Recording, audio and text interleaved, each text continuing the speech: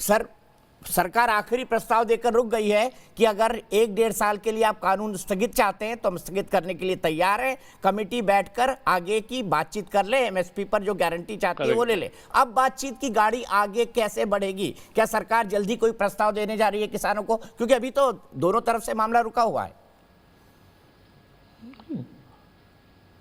अभी तो कल उनकी बैठक है, ऐसा मैंने भी पढ़ा है।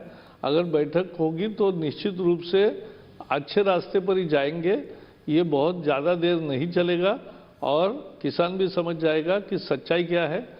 आज जो आंकड़े पेश किए कि 13-14 में कितनी खरीद होती थी, 19-20 में कितनी हुई और 20-21 में कितनी हुई, उससे ही साफ हो रहा है कि किसान जितना तैयार करता है उतना माल की खरीद पैडी और गेहूं की और तिलहन और दलहन की भी सरकार कर रही है और जितनी जरूरी है उतनी करती है और उसको अच्छा भाव देती है।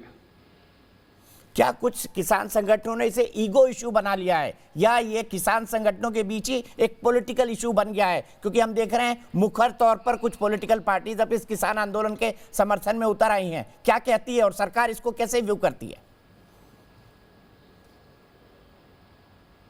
ऐसा है, जब आंदोलन इस दिशा में हो कि कल चर्चा होने वाली हो तो उस दिन ज़्यादा कमेंट न करना ही सबसे अच्छा होता है, क्योंकि उसी से हम आगे बढ़ सकते हैं और गलतफहमी नई पैदा नहीं होती है। ठीक है प्रकाश जावड़ेकर जी, दूसरा मैं आपसे जानना चाहूंगा, जो बात हम लगातार सुन रहे थे, हमने भारतीय जनता पार्टी के मैनिफेस्टो में सुना कि आने वाले समय में हम $5 ट्रिलियन की इकोनॉमी का लक्ष्य पूरा करेंगे। क्या कोरोना जैसे पेंडेमिक के बाद क्या उस लक्ष्य से हम दूर हो गए?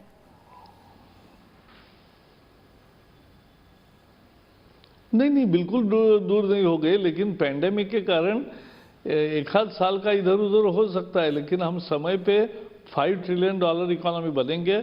हम सही रास्ते पर लौट आए हैं और अगले 2-3 वर्षों में और इसका तेजी से विकास होगा, तब हम $5 ट्रिलियन का उद्देश्य सफल करेंगे। आपने $5 ट्रिलियन की बात कही, फाइनेंस मिनिस्ट्री कह रही है कि इकोनॉमिक वी शेप में जा रही है, लेकिन क्रिटिक सरकार के कहते हैं कि वी से पहले एन शब्द आता है। एन मतलब नौकरी। उनका कहना है कि कोई ठोस या कॉन्क्रीट नहीं है जिससे नौकरी जनरेट हो जाएगी। आपका क्या व्यू है इस क्रिटिसिज्म पर? ये बताइए मुझे, इतना 5,71,000 करोड़ सड़क, बिजली, पानी और रेलवे और मेट्रो और फ्रेट कॉरिडोर और इंडस्ट्रियल इस्टेट और टेक्सटाइल पार्क और सब बनेगा, तो ये क्यों कौन खड़ा करेगा? क्या वहाँ नौकरी नहीं मिलेगी? और उसके लिए जो मांग होगी, जो सामान चाहिए, वो कारखानों में नौकरी नहीं होगी। ये क्या मशीन से बनेंगे सब? तो ये तो रोजगार पैदा करने वाली योजना है और इंफ्रास्ट्रक्चर में सुविधा भी बढ़ती है और रोजगार भी बढ़ता है और अर्थव्यवस्था चल पड़ती है।